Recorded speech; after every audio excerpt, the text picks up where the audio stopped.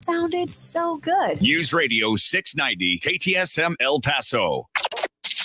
Live from the KTSM AM 690 studios, it's Talk El Paso with Andrew J. Polk. Be a part of the show by calling 915-544-KTSM, 915-544-5876, or comment online on our stream at facebook.com/Talk El Paso. It's 4 p.m. Mountain Time, and that means it's time to talk El Paso with Andrew J. Polk. Thank you all so very much for joining us here for Talk El Paso, airing live on News Radio 690 KTSM. I am your host, Andrew J. Polk. Thank you for tuning in, however you may be doing so, be it on air, online, live streaming through the free and reliable iHeartRadio app, or joining us over on the various social media pages we're up on these days, facebook.com/Talk El Paso, the Talk El Paso channel over on YouTube, Twitter at Talk El Paso, or twitch.tv, Andrew J. Polk, however you may be tuning in, seeing the show, chiming in if you so choose to do so, along with, of course, phone calls a little bit later in the program as we normally do. Well, there's a lot of ways to do that, and a lot of ways that works best for some, not others. But if it works for you, that's the right place for you to be as we continue our dual missions to have live local talk radio here in the Borderland, because nothing going on here, right? So there's just nothing ever, anything to talk about going on, affecting us here, anything like that. That was entirely tongue-in-cheek in case that wasn't coming through entirely well, because, there's tons of stuff going on, and we'll delve into a bunch of those here, but also having the chance to talk about those, because no one else is going to have the conversation the way that the people who live, work, spend their lives, raise their families, which is a phrase I've been saying for a while, but it's definitely hitting home a bit more recently, and all those things to talk about this, because no one else is going to have that discussion the way we do here in the Borderland. And so a lot of things going on, including a particularly deadly week on El Paso's roadways. We don't usually end up commenting or covering, because we trust our news partners and others to do that in town, but just the aggregate amount of it, a bad weekend on El Paso's roads and nearby areas, with major crashes, murder investigations, shooting, stabbings. Like, it was a bad one out there, y'all. So we'll talk a little bit about that, but also more about development going on. There's been a lot of swirling around, particularly downtown, of sale of some property, but could this be leading to effectively an Arena Push 2.0? After a lot of things were considered settled and lawsuits have elapsed, could there be other ones of city and entirely city-owned property, including one major downtown, or at least downtown adjacent iconic building being put under the gun for this one? So we'll talk about that. Also, when it comes to the Texas legislature, the Kumbaya session, this is not, but still some movement at the very least from one of the houses, the Senate specifically advancing some of that basically anti-smuggling legislation, which we talked a little bit about that on the end of last week, so we'll delve into the details that are out there so far. But we'll talk a little bit further about that, among the many other things, including, we got elections. There's just a lot going on here. And All for Pets chiming in from saying that people need to be tested more on driving. They're getting bad every time you turn around. I will say that, when it comes to the roadways, different states take different tacks with it. At least one place that I'm aware of spent some time in Illinois, so far afield. They do it where, to graduate from high school, you actually have to go through driver's education and get your driver's license. Now, I'm not saying that's entirely not without its own problems. I'm aware of at least one situation where there was like a foreign exchange student that could not get the license, and therefore there was a question of if they could graduate or not. So it can get a little bit messy. We also have Amanda Moncada joining us over on the Twitch stream. Yo to you as well. But I will say that, having gone through, again, doing the courses and just kind of going to the DMV, doing the test, messing up the first time I went out and did the road test, I will freely admit to that. Didn't hit anything or cause any damage, so I will also credit myself towards that. But I had to go back and do it a second time, but passed through it pretty easily enough. There are not a whole lot of stringent requirements, at least at that point in time. That was umpteen years ago at this point, but I'm not aware of any significant changes in that process to this point. If anyone has, and or has had the reason to, and have done like defensive driving once for what I still considered a inaccurate ticket, but just did it that way to deal with it. It's about the time you spend in the classroom as opposed to, do you actually learn anything? And I'm not sure that's serving us well in any case. So just listing a few of the things going on. And again, this is not something we usually cover, but when it reaches a preponderance, and particularly around overpasses and underpasses seem to be one of those. Something about doors and corners comes to mind. But in any case, there was one that happened 2:40 a.m. Loop 375 near Montana. Man died, 31-year-old Alonso Mario Lopez, and there is an intoxication manslaughter charges for the suspect in that case, being identified by police as 21-year-old Tara Randall Kincaid, driving at a high rate of speed. But then one of the ones that y'all may have seen over on social media over the weekend, because it was pretty shocking video, as reported on by our news partners at KFOX 14. 3 people died, 3 others injured in deadly crash in Lower Valley, again, near an overpass near South Zaragoza Road and South Americas Avenue, near the Zaragoza, the Isleta port of entry in this case. 3 people killed as part of this. There are some implications, though it has not been totally confirmed yet, as if there was any implications, though there was notable that in the response to it, and able to be seen in the video, there was actually like a federal police, CBP, I do believe, if I saw some of the back of both the badges and the back of uniforms and vests as part of it. So there is questions about the implications for there being smuggling concerns coming along with this. And so specifically, Carlos Alejandro Martinez has been arrested for 3 counts of murder specifically, and was a result of a vehicle attempting to flee a traffic stop at a high rate of speed, according to the El Paso Police Department. And came in, and just the aftermath video that was going around on social media actually shows an individual having an altercation with police outside of the vehicle, eventually ending up being tased.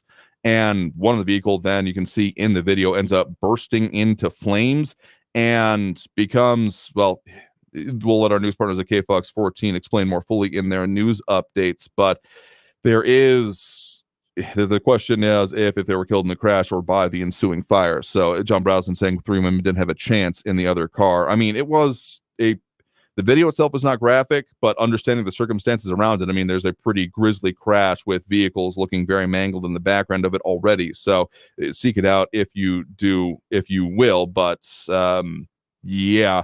It is El Paso police apparently did start the traffic stop, but decided to disengage, considering how fast then the suspect, identified as 21-year-old Carlos Alejandro Martinez, again, decided to disengage, considering the high rate of speed Martinez was traveling, exited the Zaragoza ramp, ran red light, and collided with multiple vehicles at the intersection. Again, it was a pretty grisly scene.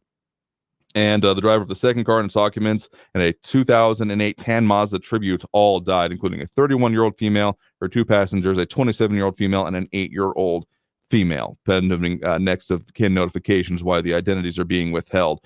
But this wasn't the only thing even going on near or adjacent to Borderland roadways. There was a teenager died after shooting at a Little Caesars on Sunday, and also from our news partners at KFOX 14 at a El Paso Speedway gas station. It was a standoff that ended up a police shooting and killing of a suspect, with the SWAT team having responded to it there. So pretty crazy weekend, it sounds like, out there. So I hope all of y'all ended up being safe, and all of your loved ones, and important ones to you, being hale and healthy. Just remember that nothing is guaranteed, and particularly with just, again, you hear about one of these and it's a tragedy. You hear about a bunch of these all in one weekend. Pretty crazy weekend. And I mean, before anyone says anything about the eclipse, it was beautiful in its own right, and I'm not going to blame celestial events on the stupidity of humans in this case. So yeah,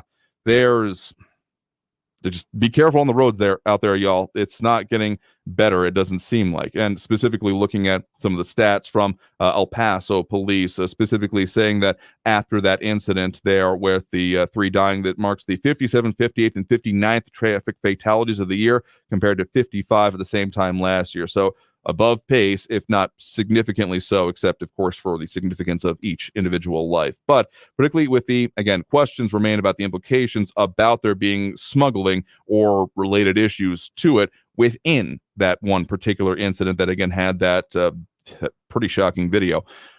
There is something coming out of the Texas legislature when it comes to de-incentivizing his way has been put, though I'd go a bit further there about smuggling and penalties in the state of Texas. Let's talk about that and check in with the Texas legislature here a little bit after this first break. Or to do for that of this hour, you are, of course, tuned in to Talk El Paso, airing live on News Radio 690 KTSM. I'm your host, Andrew J. Polk, talking about a lot of things as we usually do, and we'll keep talking about that, including, again, Texas legislature, some of those things going on with politics in El Paso, including those elections coming up, some of the development going on, and is there going to be another attempt at the downtown arena? Well, we'll talk about that and a whole lot more after this break. You, of course, tuned into Talk El Paso, airing live on News Radio 690 KTSM. I am your host, Andrew J. Polk. A lot more after this break, so stay tuned here on News Radio 690 KTSM. Don't go anywhere.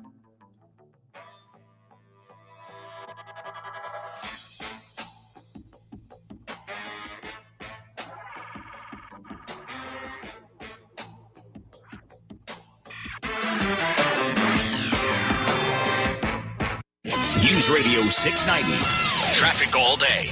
No wrecks on your Borderland freeways right now. Gateway south of Trans Mountain shows DPS activity. Right lane is still blocked. Westbound Trans Mountain at McCombs, watch for some road debris blocking the right lane. An accident reported. Police on the scene northbound Wrestler at Red. And slow traffic on the I-10 eastbound Vincent to Red. It's a 5-minute delay. Kerry Edwards, El Paso traffic.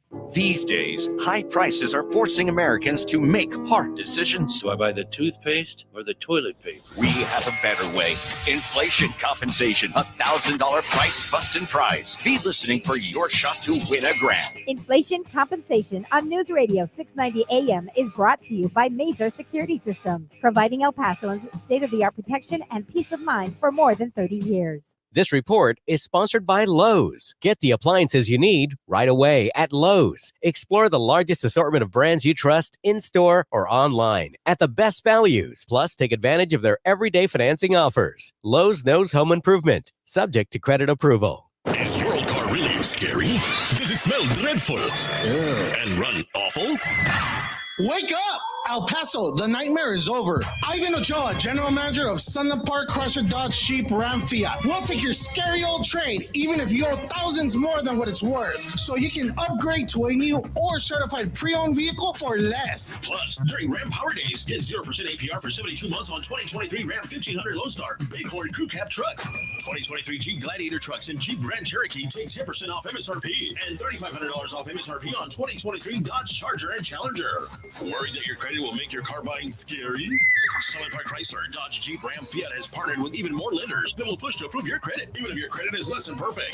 Save thousands in only minutes at Sunland Park Chrysler, Dodge, Jeep, Ram, Fiat, where buying a car is fun. At I-10 at Sunland Park Drive or online at sunlandparkdodge.com. $1,389 per thousand finance includes factory rebate and dealer discount plus TTNL on select vehicles with approved credit. Offers not combined. I love having a go-to place to talk to other parents raising kids with learning challenges. The community on here is open. I don't feel judged when I ask questions. Looking to connect with other parents raising kids with ADHD or dyslexia? Join the Wonder app by understood.org.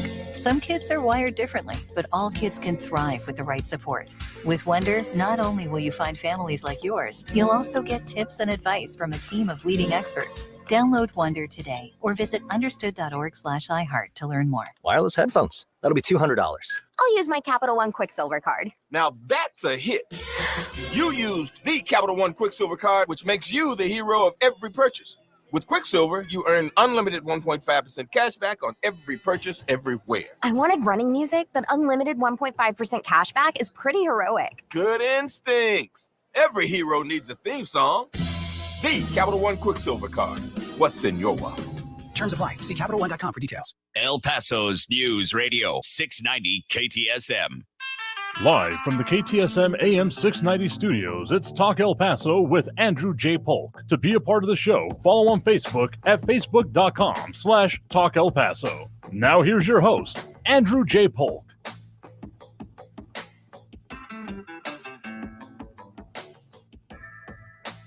Thank you all so very much for joining us here for Talk El Paso, airing live on News Radio 690 KTSM. I'm your host, Andrew J. Polk. Thank you for tuning in, however you may be doing so, be it on air, online, live, streaming through the free and reliable iHeartRadio app, or joining us over on the various social media pages we're up on these days, facebook.com/Talk El Paso, more or less the main one where most of the comments end up coming in. A lot of people chiming in over there, but also more coming in on the other social media pages, other Facebook pages, YouTube, Twitter, and Twitch.tv. Phone calls a little bit later in the broadcast, as we usually do. But in any case, a lot of conversation about the things going on and affecting us here in the Borderland, including Buddy Baez saying that in that one major crash that contributed to the most recent fatalities on the roadways here, saying that the guy was just speeding. He wasn't hauling migrants in this case.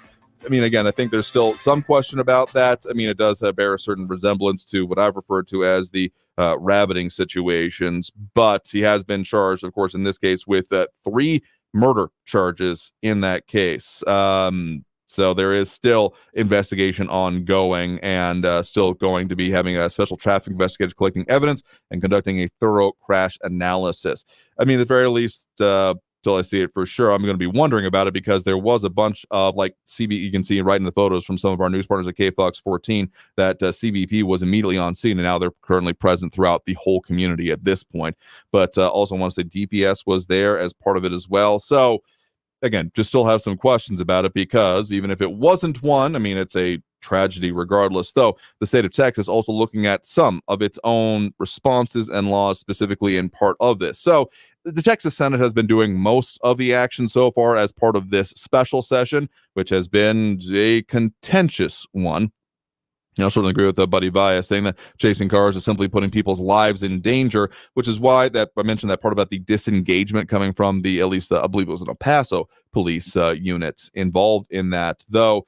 There are still some questions about how those policies are working and going through. Governor Greg Abbott, of course, with his trumpeting of his Operation Lone Star and the involvement with that, has very much been focused on it, even if on the federal level there were questions, at least to the middle of last year, about the policies in place for pursuits. And want to say, without having exact details or stats in front of me, that, or at least the most ones that we hear about, I feel like definitely involving a DPS for the most part, involving doing those pursuits with those, again, what I refer to as the rabbiting situation, or the overall phenomenon of someone that is otherwise involved with and dealing with smuggling, then ending up, when presented or being challenged by law enforcement, just as opposed to anything else, flooring it and either ending up in a ditch, into a building, or hopefully not other people, but that has been the circumstance in some cases, including one of those incidents last year that ended up having that review being questioned about, particularly DHS in general, CBP in specific, but all of the kind of federal agencies involved in that also being questioned on, or the policies being questioned on, okay, what is being done and how are these decisions made? Some of those answers from that point in time being that there is broad discretion on the part of each individual officer in order to decide if a pursuit is justified, warranted, or even viable given the circumstances, say, on the road, etc. But DPS has supposedly similar policies. Exact ones have not necessarily been released on this, though. Just looking at the impact in our region and the way we have seen these being reported on, it seems that there's been a little list in practice, if not exactly stated in policy, more leeway to make those decisions, and tending to be more towards a decision of continuing on with the pursuit from DPS in our region. That's more from anecdotal than from, again, exact facts and figures I can point to. But more policies are being talked about when it comes to doing enforcement. So, again, going to that Texas legislature special session, the main part of it, at least the part that has been very likely to be the most contentious part, continues to be with that of school choice, vouchers, savings accounts, what have you. And the way that the bills are currently evolving, at the very least, they've been passing through the Texas Senate, primarily because the House gavelled in, did a little bit of business last week, but has not been, I guess they're pretty much saying, okay, what's the Senate going to bring us, is my reading of that situation. So again, school choice and all those things, as we've had interviews on, continue to be one of the primary things. That is by no means the only things. Again, we talked about that, the proclamation from Governor Greg Abbott last week about what he has authorized this session to be a part of. And just to put this to bed real quick, as we mentioned it last week, yes, Abbott says that he will allow for teacher pay and school funding overall to be part of the special session, but they better do that school voucher, savings account, what have you, bill first, and then he'll add it to the authorization. So we'll see how that one goes. But the actions coming out of here, the part of the other authorization of what they can consider this session, because again, what the way it works in Texas is that the governor gets to tell you during a special session anyway, you can or cannot do these specific items, or just basically these are the items you can do. Anything not germane to that, you cannot consider during the special session. So it's hurting cats with a little bit more of an electric fence. Let's put it that way. Makes the most sense because, sure, getting them to do exactly what you want them to, difficult, but they definitely can't go outside of those bounds without, NRJ putting it as a decent approximation, pass 1 and he'll sign 2. Yeah, that's basically the bargain being dealt with at this point. But again, the other parts of what he did authorize to go through in this special session include major overhauls to, well, at least inclusions of what Texas deals with when it comes to border security and immigration. Again, Operation Lone Star, that major banner project that at least get weekly updates out of the governor's office from on the amounts, the busing, all those kind of things, and the interdictions, those kind of stats.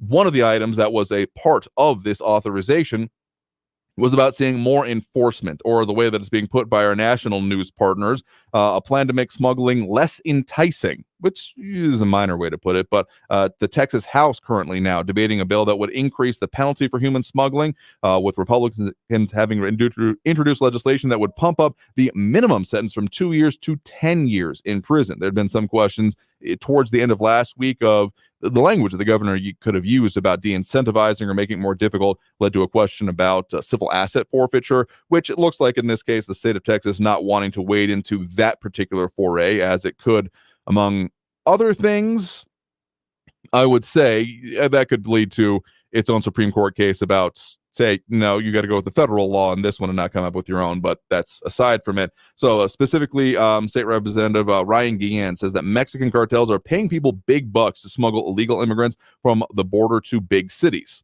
Kind of what we've been talking about here right now, and saying the goal of the bill is to make that less enticing. Civil rights groups claim the penalties are too harsh for first-time offenders, but specifically referencing what has been put forth on the Senate side of things is Senate Bill 4, sponsored by State Senator Pete Flores, Republican out of Pleasanton, referring to the reporting from the Texas Tribune on this one, that would increase that minimum sentence in a very similar type of way. It did pass the Senate already in a 29-2 vote, so that one seems like it's more or less on its way. So it was, the end of last week, a statement from Lieutenant Governor Dan Patrick's office, specifically, again, in his capacity as the president of the Senate in that case, on that passage of SB 4, saying, quote, Texans are tired of the Biden administration's abdication of their constitutional responsibility to enforce the southern border, as the administration's lack of action endangered Texans and all Americans. The passage of SB 4 will support Texas's historic efforts to secure the border and maintain public safety. Again, mentioning about the passing of it, and it is notably the third time the Texas Senate has passed this bill. Came up both during the initial session, the one that feels like it was years ago, but was technically only the start of this year, y'all. We are, of course, at the end of this year, so take from that what you will. But more specifically, this is the third. They did it during another special session as well. So, again, changing it towards that 10 years, and also has a mandatory minimum sentences for the operators of stash houses, of which we have also seen and a significant amount of reporting on in our area, with the very least the rescues coming from that being in the hundreds. And I don't have the exact figure in front of me, but the amount of stash houses busted in our area being at the very least in the dozens, if not higher than that at this point. So there's more possible there. And if they're not going to try to call the shot or anything, but I would expect, have an idea towards anyway, that if there is going to be any legislation that does come out of this actual session, will probably end up being on this one, as there seems to be at the very least willingness to consider either side of it when it comes to, again, what is going on with the smuggling part of it. Not a whole lot of, besides, I guess, harsh penalties as a concern, not a whole lot of, but, well, is smuggling that big of an issue? I'm not hearing a whole lot of that, just towards the idea of first-time offenders, harsh penalties, not exactly cruel and unusual punishment kind of questions, but yeah, there is. This is the one that I think will make it through, even if the governor is still kind of doing by hook or by crook with the rest of it with the school funding. So we'll see about that. And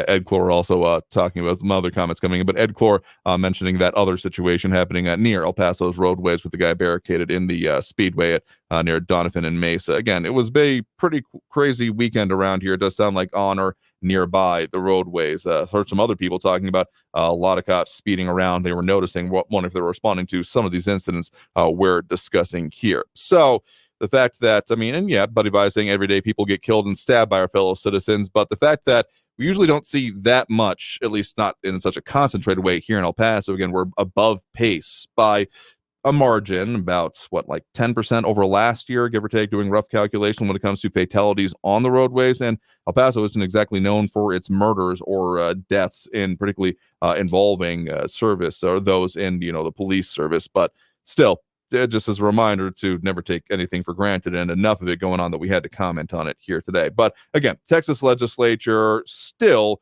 looking at more of these things, even if there are more questions on if we're actually going to see anything on the school vouchers. But getting back to the Borderland here, we got to take that next break right now, but getting back immediately to the Borderland area, more talk about more development happening. Of course, we had some of those groundbreakings we talk about, and also the possibility of the city taking another stab at a downtown, and yes, specifically downtown arena with some metro properties considered under the gun.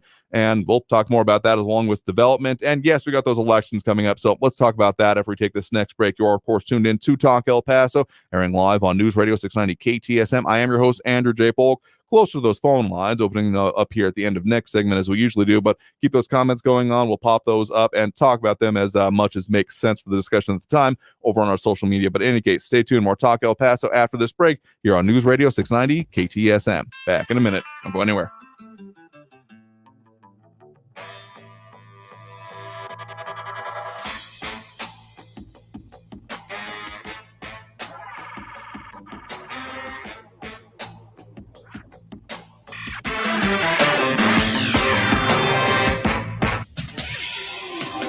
El Paso's News Radio 690 KTSM. Hello, everyone. This is Robert Olguin with your KFOX 14 News Update. A suspect who barricaded himself inside a gas station convenience store in the Upper Valley was shot and killed by El Paso police this morning. Officers responded at about 1 a.m. to the Speedway gas station on Mesa and Donovan. For several hours, SWAT officers were heard calling out commands to the individual inside the store. Police officers say the suspect came out pointing a gun at officers. A SWAT officer shot the suspect. He was taken to the hospital where he died. He was 33 years old. A man is charged with triple murder after a deadly high-speed crash in the Lower Valley. It happened Saturday at the intersection of South Americas and South Zaragoza. Police say 21-year-old Carlos Martinez was the person responsible for the crash. Prior to the crash, an officer tried to pull Martinez over for speeding, but he allegedly took off. Martinez then took the Zaragoza exit near Americas before running a red light and crashing into 3 other cars. Police say it's unclear why Martinez tried to flee.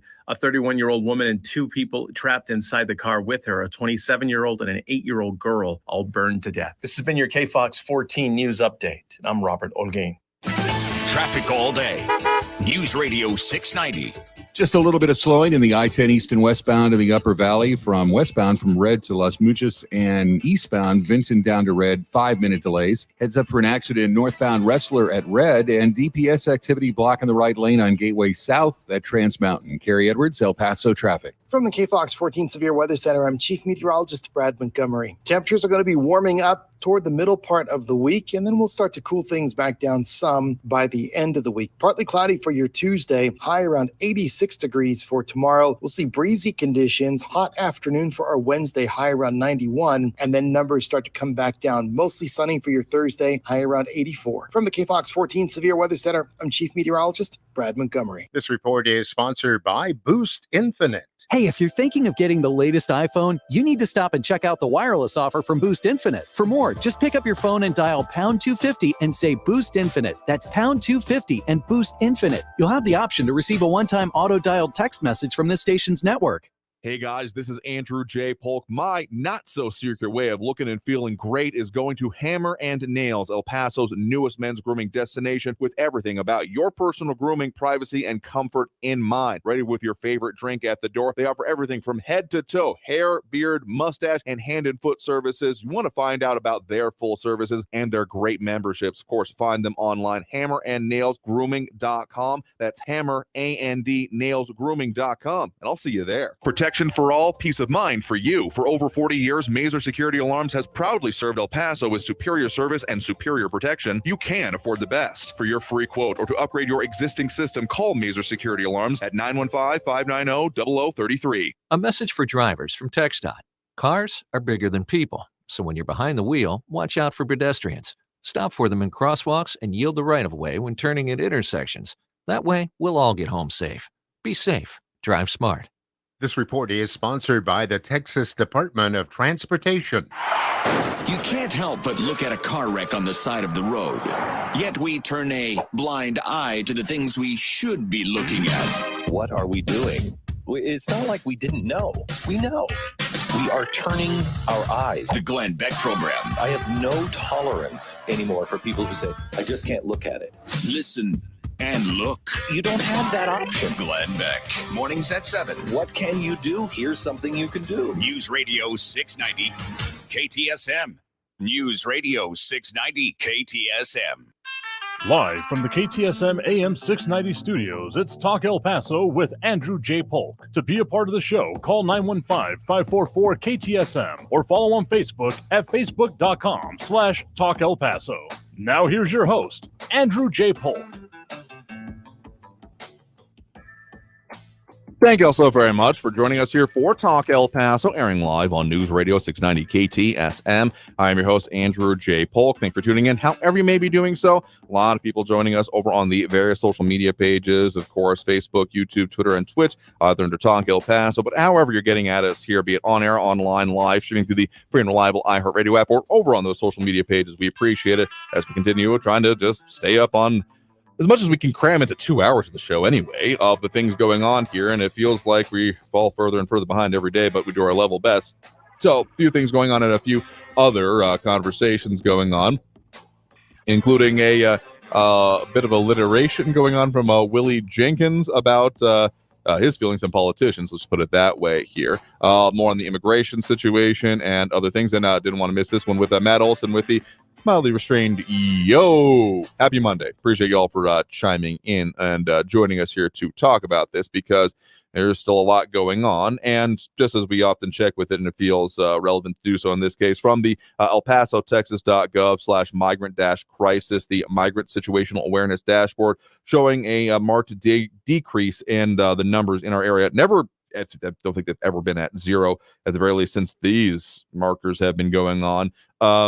It's a fair point to make over on the page. It says that the migrant crisis has been ongoing since 2018. The current wave coming to El Paso began in April of 2022, according to what is stated elsewhere on that page with these stats here. But showing that releases for the most recent full week, I believe, was about 4,400, which is about half of the recent high water mark, and that the most recent both encounters and CBP in custody have been markedly lower, if again, nowhere near zero. Specifically, the 7-day rolling average of encounters by CBP at about 621 to be exact in our area. So definitely lower, though not anywhere near some of the lowest points we've seen, though.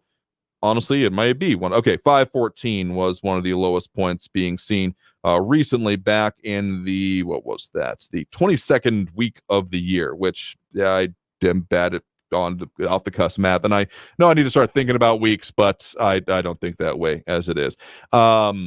So what was that? The first quarter of the year, or just after the first quarter of the year, technically. In any case, also the CBP in custody 7-day rolling average at 2,200, which is definitely not zero, but significantly less than the 6,800, just under 6,800 as the recent high water mark in that own right. So, and some Metro Transportations, the Office of Emergency Management shelter operations, and even daily charters edging downward. So that is the current trend when being seen with the immediate numbers here in our area. So that's the current situation. Just want to include that here. And also want to say and mention that with the Texas Senate, that was the bill that we mentioned, SB4, is not the only one they've already passed through. There was another one, SB 11, as again reported on by the Texas Tribune in this case, that would quote, create a new state crime for illegally entering Texas from Mexico and authorize state police to arrest violators. For anyone considering, like, wasn't they already doing that? They were currently doing arrests for, as a state level, I think, a jail felony or a jailable offense, at the very least,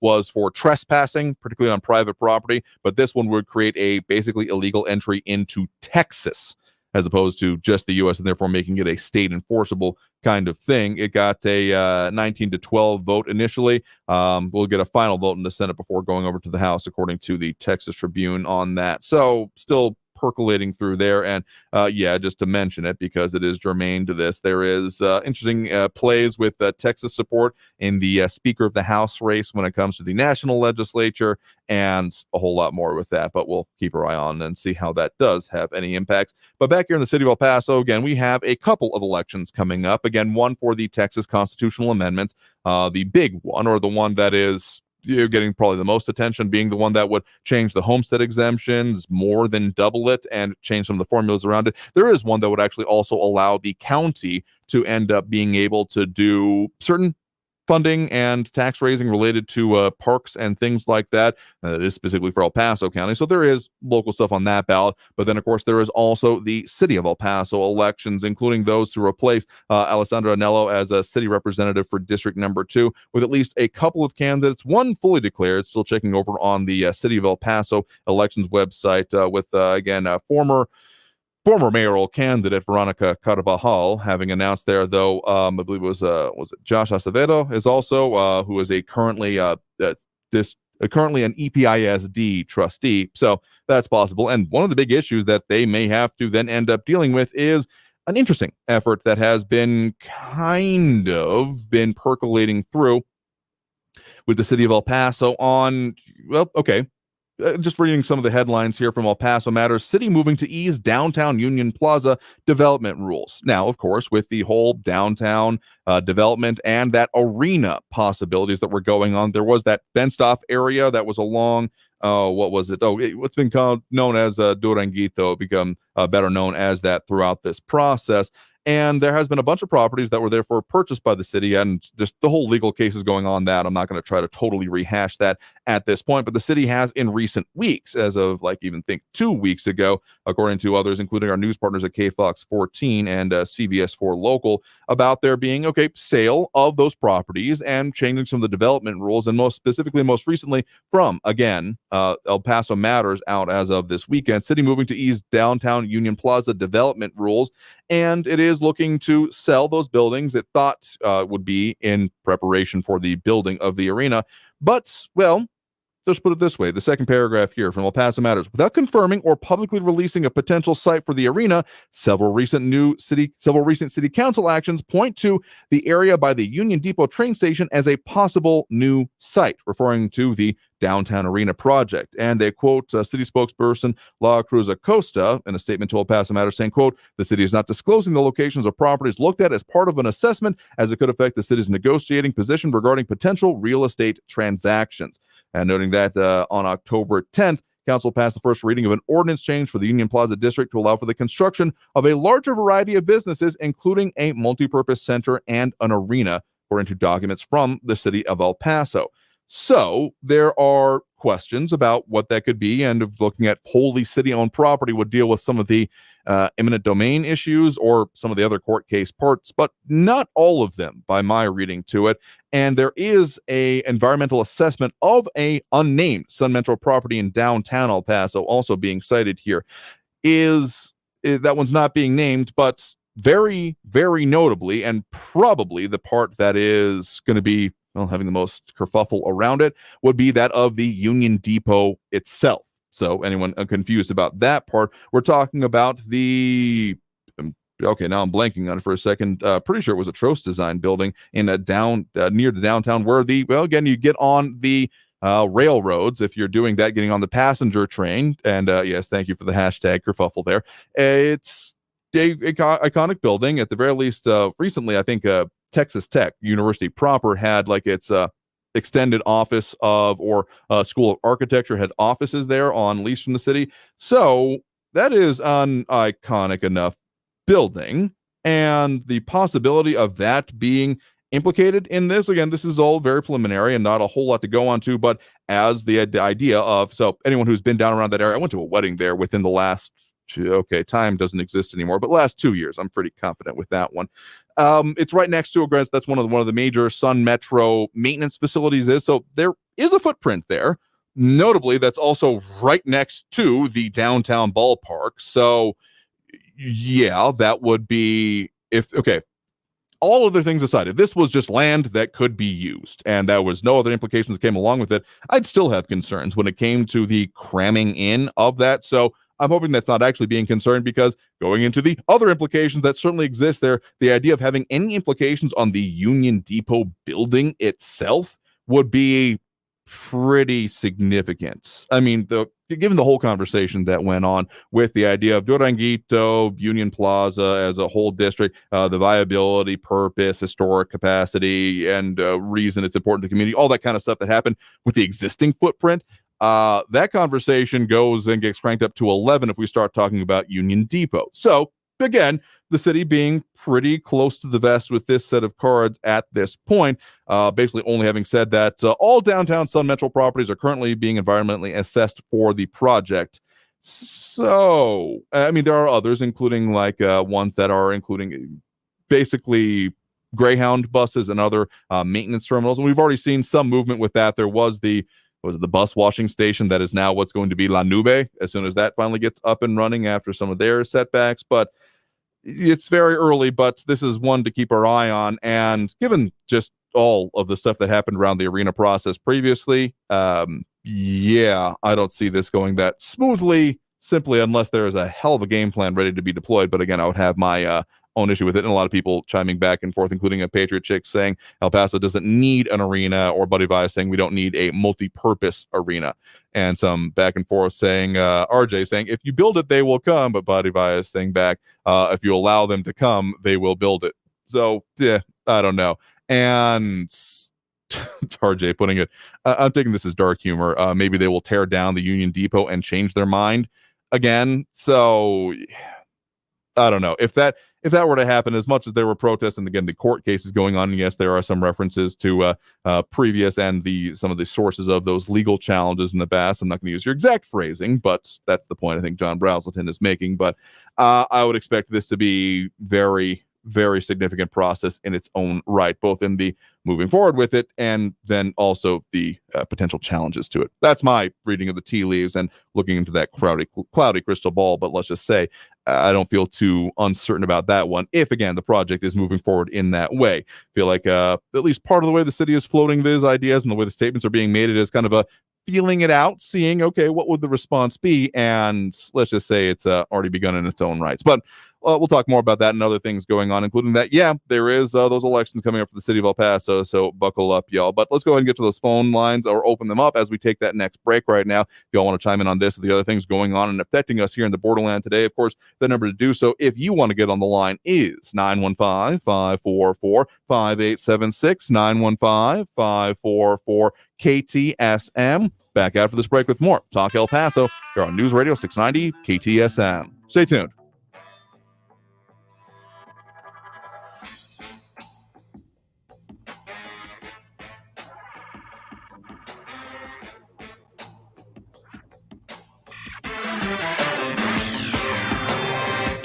Hammer and nails. I am finally getting my ducks in a row to be able to make that next appointment to go and trim this unintentional dad beard, and they are going to be the ones to do it over there for me over at Hammer and Nails, because of course it's the official hair and beard sponsors of the show and one of El Paso's newest men's grooming options. I mean, they do have a lot of focus on guys and your comfort, privacy, and just a great atmosphere. You walk right in, right there. They got the literal bar there for you with your favorite drink, brew, mixed, or do coffee, because I usually end up going there decently in the morning, and I'm not looking to have that kind of day for myself. But hey, if you're into that kind of thing, or you got a better time in getting the day off or doing it towards the end of your day, it's a great way to wind down and truly get the services you need to look and feel great. So that's why I'm really looking forward to it next. So you can, of course, find them over at the Fountains at Farah, lower level, or more specifically, 8889 Gateway Boulevard West. Give them a call at 915-975-5911. That's 915-975-5911, or just go online, make your appointment day or night, because that's when the website is available. They do have the regular hours, but find them online. So make your appointments at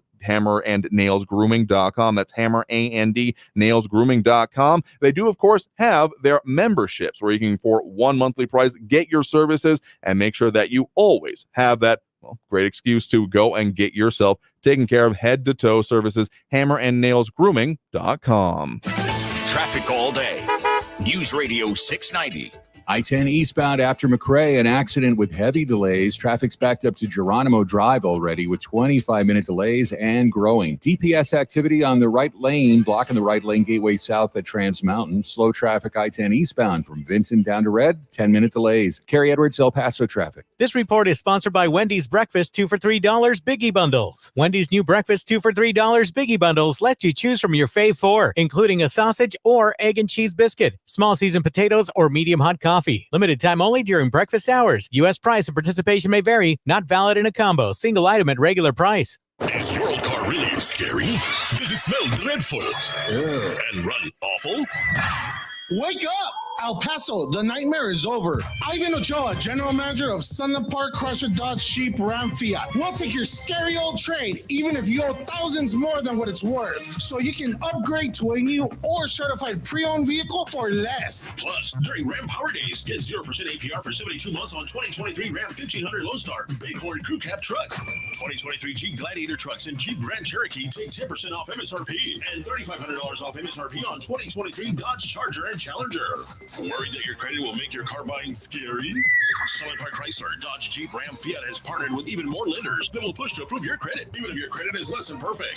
Save thousands in only minutes at Sunland Park Chrysler, Dodge, Jeep, Ram, Fiat, where buying a car is fun. At I-10 at Sunland Park Drive or online at sunlandparkdodge.com. $13.89 per thousand finance includes factory rebate and dealer discount plus TTNL on select vehicles with approved credit. Offers not combined. A lot of El Paso businesses would agree that it's getting harder to find new customers. After all, it's one thing to run a business and another to grow it. But what if you had access to everyone listening in the El Paso area right now? As the #1 audio company in America and market leader in El Paso, iHeartMedia gives you access to all of the customers you need to grow at a fraction of the cost of digital, video, and social advertising, but with twice the reach. Get started today. Go to iHeartAdvertising.com. The El Paso Community Foundation supports the causes you feel passionate about here in the Borderland, whether it's education, social services, arts and culture, the environment, health, or economic development. The El Paso Community Foundation has been promoting philanthropy and progress in our hometown region for more than 45 years.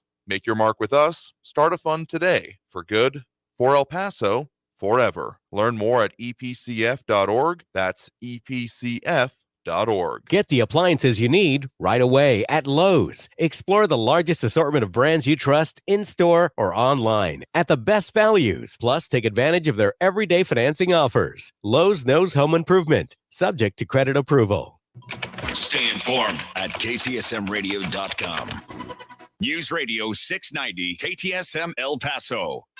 Live from the KTSM AM 690 studios, it's Talk El Paso with Andrew J. Polk. To be a part of the show, call 915-544-KTSM or follow on Facebook at facebook.com/Talk El Paso. Now here's your host, Andrew J. Polk. Thank you all so very much for joining us here for Talk El Paso, airing live on News Radio 690 KTSM. I'm your host, Andrew J. Polk. Thank you for tuning in. However you may be doing so, a lot of ways to interact with the program, particularly at this point during the show. We have the social media page. There's a lot of comments coming in there that we'll delve into right now. And, of course, that phone line open, 915-544-5876, 915-544-KTSM is the number to do so. If you want to get on the line, add your 2 cents and chiming on the many things going on and affecting us here in the Borderland, like Louis Panado saying that reference to the crashes and other things going on or near El Paso's roadways, particularly over the weekend, saying that there's a reason that California especially discontinued high-speed chases. After many traffic disasters, lives, property, etc., there's more to lose than gain. These deaths are the result of overzealous law enforcement and a lack of wisdom. Certainly would disagree with you on the last part, though. I will say, in particularly that notable crash, the one that has now resulted in 3 murder charges for the person that police have now charged, saying that there was a disengagement from police, but, well, question about policies are reasonable to have and how they work out for us. Well, if we're not questioning them, that means that either A, they're working, or B, well, it's always opening for questioning. Let's put it that way, because that's how a free society works. But other commentary, including about the downtown arena part of it, including Patriot Chick laughing at the idea of there being a green arena, as well as other idea of protests and things going on, including Buddy Bias saying, Mr. Gorbachev, tear down this wall, or in this case, depot. Again, hasn't been confirmed, but it's certainly in the realm of possibility if we are going to be talking about a possible downtown or downtown adjacent projects. Some others, including Sean Gardner, chiming in saying, I've yet to see anything the city touches being a money-making success. They all turn out to be just another burden on the taxpayers. I mean, sure, and roads come to mind most of all as being something that, I mean, not necessarily intended. Buddy Vice puts another way of saying that the government shouldn't be picking winners and losers by building downtown. I mean, when it comes down to me, the legitimate purpose is about capacity, accessibility, making it possible for then private enterprise to flourish here. Not sowing the seed, but plowing the field, as it were, which, I mean, there's disagreements that can happen on that certainly as well. But what I will say is that the downtown focus, okay, I get it to a certain extent. There was that whole study and the focuses and the way these plans have developed and evolved, and probably even tax incentives, stuff like that would go along with it. But does the idea of just cramming it in anywhere as opposed to where it makes the most sense, I'm still not too sure about, because I still stand by my idea that I think City Council of El Paso and city government overall, they established the precedent for if you want a major new venue downtown and you can't just figure out where to put it on land because it's too landlocked down there, you got to blow up City Hall to do it, because that's what they did for the first one. And argue however much you want about it, I would say it has worked out to an extent. At the very least, there's its own traffic, but trying to put it anywhere near that, at the very least where the current City Hall or city building number 1 is anyway, at the very least it's got some openness to the back of it. And yes, you do end up running into the former, still in operation but less capacity than it used to be, rail yards back there. And trying to get the railroads to play ball is, I made a herding cats illusion before. Now imagine all the cats are on fire and the size of pumas, and then you get a little bit better idea of how unwieldy that situation is. That may have been a little bit too graphic for the situation, but it does feel like at the very least it'll be chaotic and not a whole lot of cooperation built in. So, but I would say that would be a pretty decent location, if only because then you could, if you do it right, position it just right, even get some a Texas Avenue entrance and ability for it. So that would be, I could see that working, or at least better than other ideas. At the very least, there's land and space available there, as much of that capacity has been moved out towards the Santa Teresa port of entry, actually, which I had forgotten to mention at the time because I was no longer available. I was still very grateful to War Eagles Air Museum, as they had their That's All Brother, the C-47 that led the airborne invasion of Normandy back in, again, World War II. And I got the chance to see that and got a very different perspective on that whole intermodal out there than I was used to. So, of course, check out War Eagles Air Museum. Great operation out there, and they have interesting events like that going on. Greatly appreciate the opportunity for them having me out there to see it. But in any case, we've gotten a little bit too close to the pin for this one. So we've got calls in the line, but if you want to get on the line, of course, that number to do so is 915-544-5876-544 KTSM. We'll get to those calls and a whole lot more lines available now right after this break with more Talk El Paso here after this break on News Radio 690 KTSM. Getting into the second hour of the show and a whole lot more discussion of the things going on and affecting us here in the Borderlands. So stay tuned here on News Radio 690 KTSM at the top of the hour news. Back in a minute, y'all.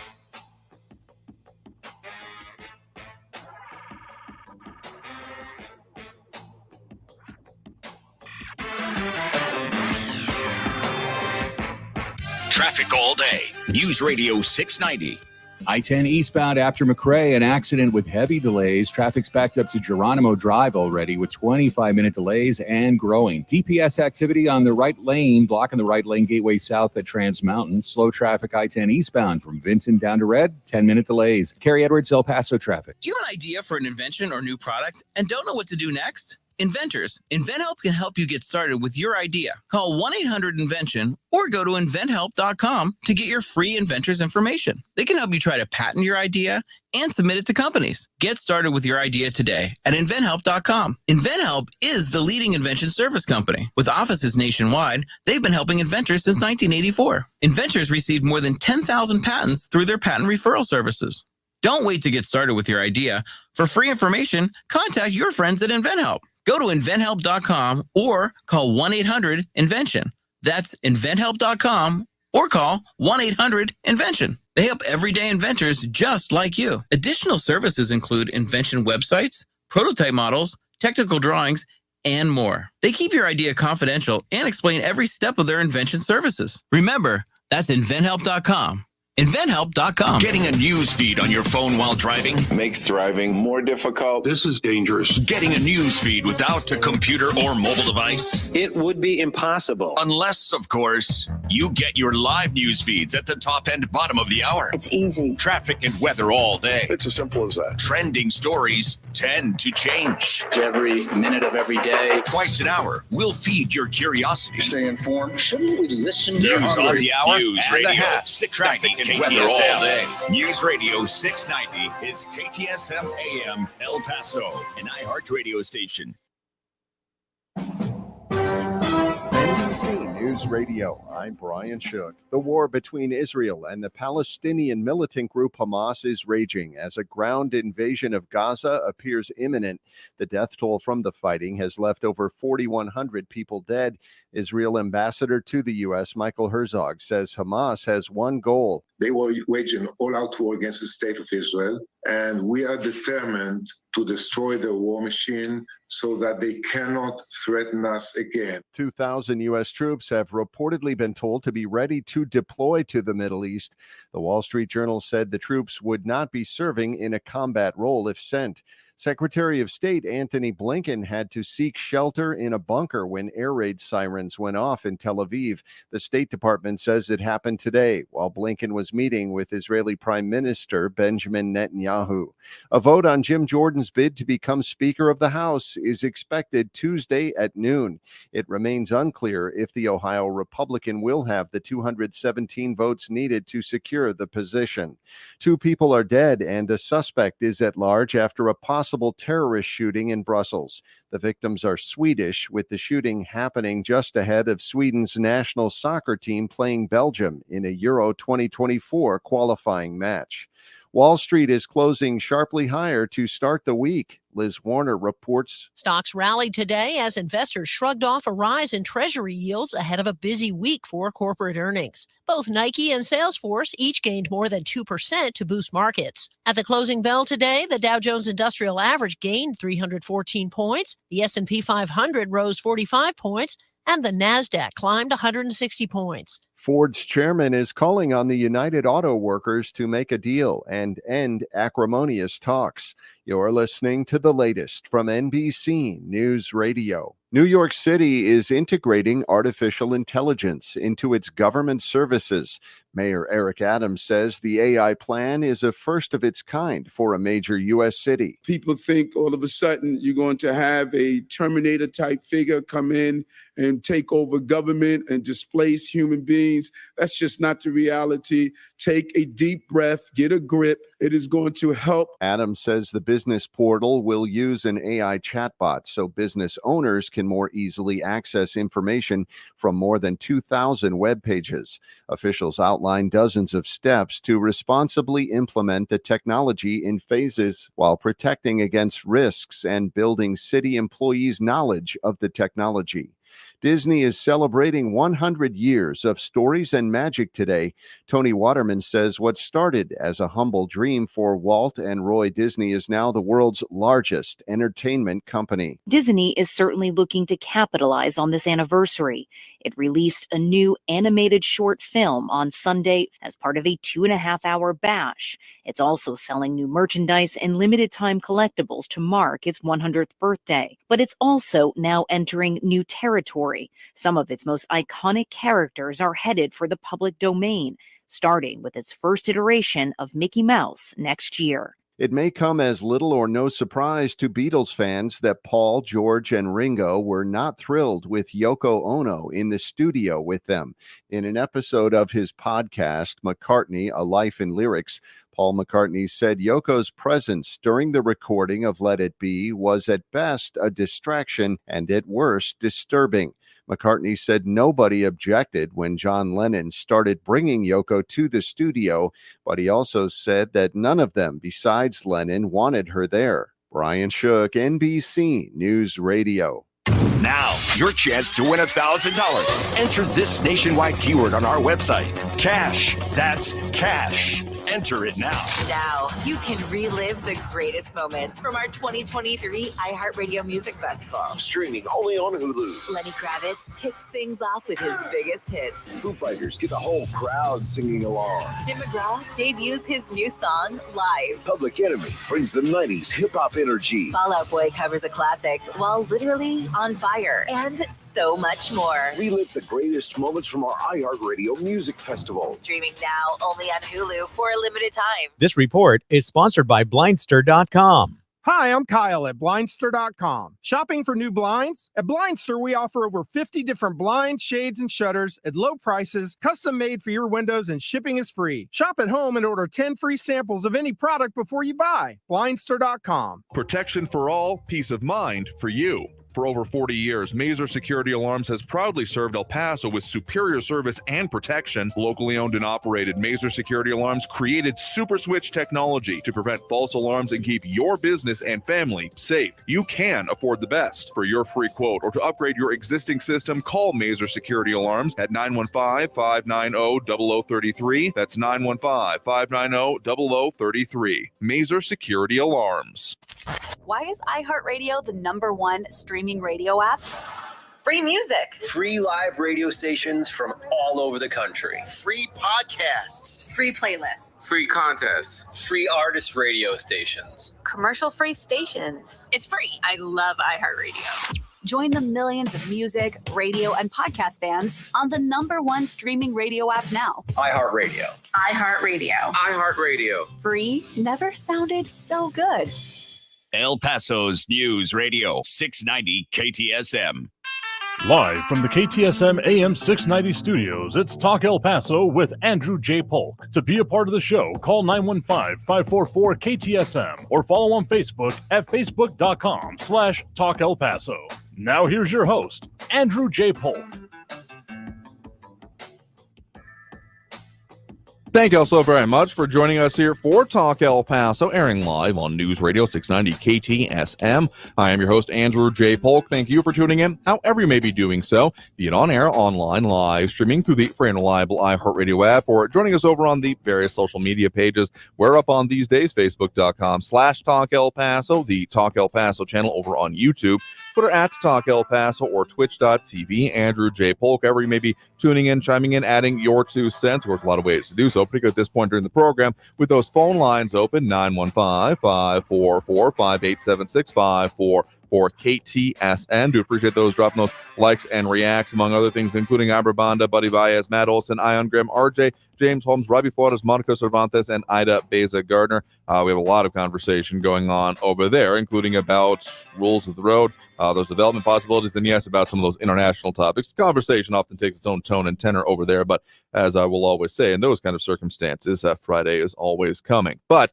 in any case, more about here, and I do want to say I was correct about the candidates, at least the ones that have put out there publicly that they are running for that City Council District 2, the runoff election now for December 9th, specifically Josh Acevedo, who is again currently with the Board of Trustees with the El Paso Independent School District, and again Veronica Carvajal, but we'll talk more about those as we get closer to it.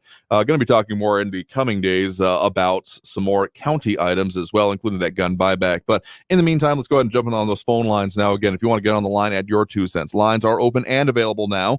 915-544-5876, 544-KTSM. We do have Raul in the Northeast in line with us here right now. Raul, thanks for joining us. Hey, Andrew. Well, nothing is as local as mayoral candidates and their platforms and their policy planks. Now, I heard that last week, Marco for mayor on your show talked about initiating Order 66 on Democrats, saying that that is exactly what is going to happen to you Democrats. You reap what you sow. Now, my understanding is that Order 66 is a Star Wars reference calling for the execution of the enemy. Wow. You know, that's dangerous and totally unacceptable. And this comes from Marco for mayor, who loves everyone. Order 66 doesn't sound too loving to me. In fact, it sounds incendiary of violence to me. Now, this hateful rhetoric from Marco for mayor It comes from that guy who wants to drill a tunnel through the Franklins, you know. Marco, who said he'd take the Crest building away from Paul Foster and use the money for something else. Marco for mayor, who called Mayor Leeser a Satanist. Now, a political candidate who stokes violence should not have a platform on the public airwaves, your show, and this station. You should have condemned Marco for his incendiary and violent rhetoric. Now, on another topic. Sure. Dr. Jefferson Tester is a professor of sustainable energy systems at Cornell University. Now, Dr. Tester has authored over 300 scientific publications and co-authored 13 books on geothermal, biomass energy extraction and conversion. So he's my source on geothermal energy extraction and conversion. Anyway, his report, which I saw on Free Speech TV, the process he was talking about did not require geothermal activity like Old Faithful or TRC's hot springs like I mentioned. All this process requires is drilling deep holes into the earth, where the deeper one goes, the hotter it gets, okay? And in this case, holes 2 to 4 miles deep to work. As for the technology, the companies that now drill for oil deep on the ocean floor could easily do these ground-based holes for a lot less risk than the kind of oil spills that we've had in the Gulf of Mexico and all the mess that's caused. The dry steam power plants is called the HDR process. Is relatively simple. A well is drilled deep into the earth until it gets hot, then water is injected at pressure high enough to open the natural joints in the rock. The water flows into these dilating joints, and the engineered geothermal reservoir is thereby created. In the case of the Waco Boson in aquifer, geothermal energy could be produced by accessing all those reservoirs of brackish water found in all that empty land owned by Uncle Sam where he plays war. That's absorbing all kinds of heat from the hot sun and being in the desert, especially during the summer. The steam produced in those deep holes have produced power turbines to produce electricity and clean up that brackish water and turn the desert into an oasis to end El Paso's food desert problem. You know, they should get Uncle Sam, Los Alamos Labs, UTEP, NMSU should team up to investigate this opportunity to get off the grid and produce clean water and an oasis in the desert. But you know, the energy plutocrats would never want this to happen any more than the health insurance industry would support a single payer system that would utilize the insurance principle known as the law of large numbers, spreading the risk over the largest possible group of insureds, thus lowering everybody's costs and reducing the cost of administering the plan. So these are technologies, whether they be social or engineering, that are retarded or held back from vested interests who profit from the existing system. All the other developed nations in the West have figured out a long time ago about national health care insurance that would alleviate so much stress in people's lives if they didn't have to worry about an accident or an illness wiping them out financially. You know, it is so wrong, and we got a Republican Congress that is doing nothing. The clowns can't even select their own leader. They want to decapitate government, and they have done it by shutdowns, and now they can't even get themselves a leader. I mean, the national legislature, again, we've mentioned that at least a couple of times. There are some Texas involvement at the very least in getting to that, 217 or give or take, that they have to get there. And of course, the Texas representatives are going to be an important part of that, but we will see. But appreciate you clarifying at least a bit on the idea of the experimental technology that could be used for that. What I was commenting on, what has been existing geothermal resources and places that I've actually had the chance to visit on how that works and how it is. So, I mean, sure, there's always ideas. I mean, heck, if we were going to be doing more, I thought it was a part of what was Alver and the landfill in Sunland Park, but I haven't actually seen it come through with that. And being aware of other projects and to do more recycling of, say, the biomaterial waste that exists over in the cattle farms, or the dairy farms, more accurately, there in southern New Mexico. If you head up I-10 before you hit Las Cruces, anyone who has ever cracked a window open knows what I'm talking about in those areas. So there are potential projects that could do interesting things, lead to be more, I don't know, sustainable or viable or using the resources we have here. Though I'm going to say that certainly deep boreholes have been a possibility. I want to say that the Soviets back during that era, Del won, like they held the record for the deepest hole bored that, well, whether or not it ended up actually being used for anything substantive or purposeful is another question.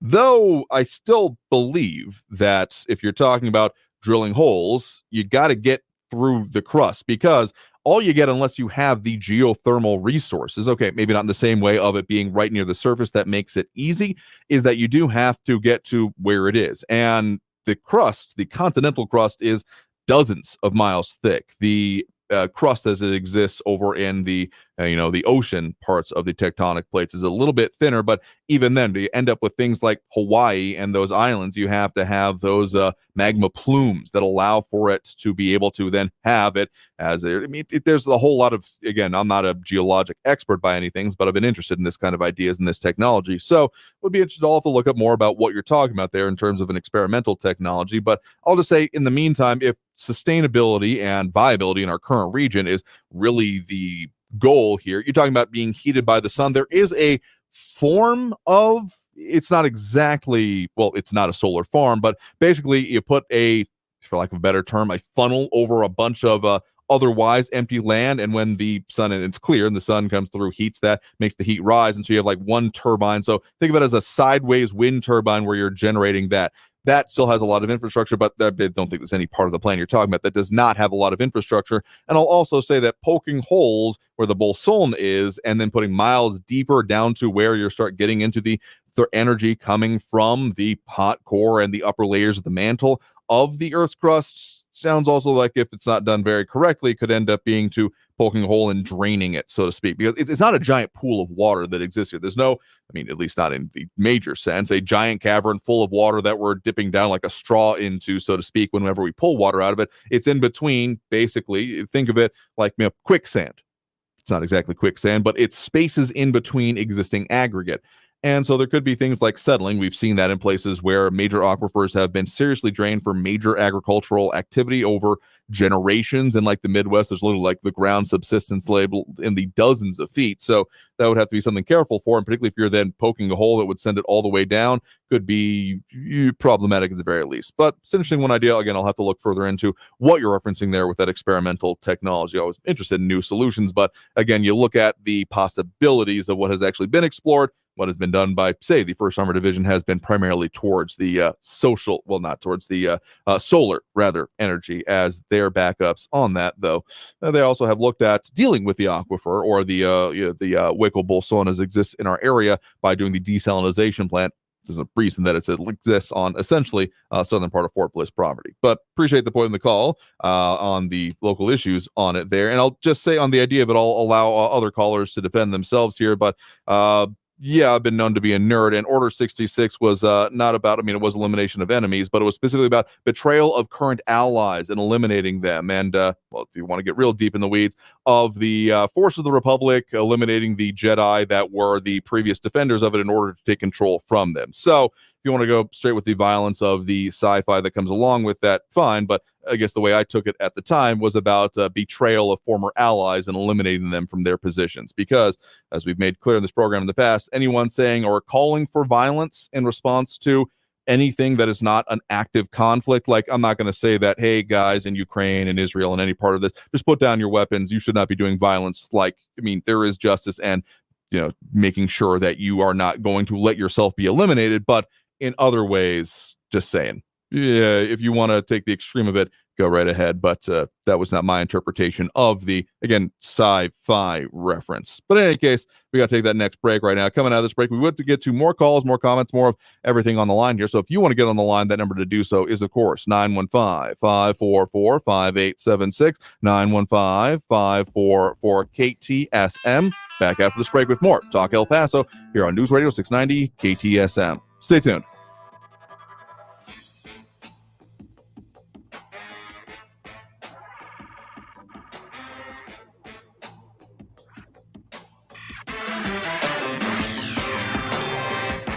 Mazer Security Alarms, providing safety, security, and peace of mind in El Paso overall, but specifically in our offices for, not quite 40 years, but they're definitely doing it now, and we're very happy to have it around here because with that extra safety, security, including some of the tech that they develop, like their Super Switch technology to help reduce false alarms and make things just a little bit more viable and cost-effective for you. You can, of course, find them by going and give them a call at 915-590-0033. That's 915-590-0033. Be sure to ask about the News Radio 690 KTSM discount in order for listeners to this program and this show and this station to get the same kind of services that we enjoy here. So again, 915-590-0033. That's 915-590-0033. Mazer Security Alarms.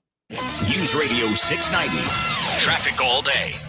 An earlier crash, I-10 eastbound at McRae is cleared. All lanes are back open except for the on-ramp at McRae Boulevard. The entrance ramp's still blocked, and there's a backup. Traffic's moving, but there's an 8-minute delay. I-10 eastbound Vincent Tourette is a 5-minute delay, and heads up for a semi that's blocking the right lane in the lower valley, northbound in the loop at the 10 Gateway. Kerry Edwards, El Paso traffic. Are you 55 or older, unemployed, and looking for work? The AARP Foundation Senior Community Service Employment Program serves unemployed low-income persons 55 and older by training them in part-time community service assignments and by assisting them in developing skills to transition to permanent employment.